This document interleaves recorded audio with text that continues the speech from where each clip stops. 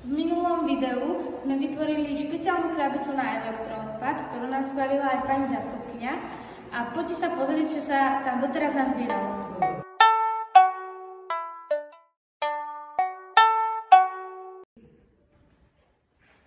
Prečo nejdeš zapnúť? Veď som ešte chcela naprogramovať tieto mikrofóny.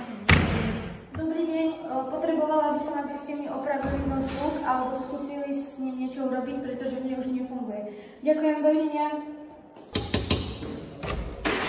Dobrý deň, ja som vám prišiel opraviť notebook. Pani, s týmto sa už nedá nič robiť. Idem vyhodiť tento pokazený notebook, na ktorom sme ešte na minulom videu programovali mikrofón.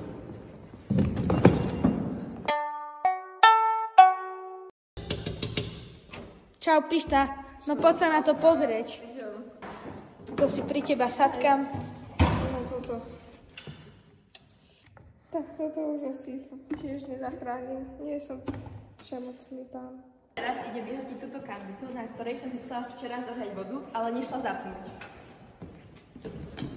Tak a teraz idem zaniesť tento elektroodpad na zberný dvor. Pridáte sa k našej iniciatíve?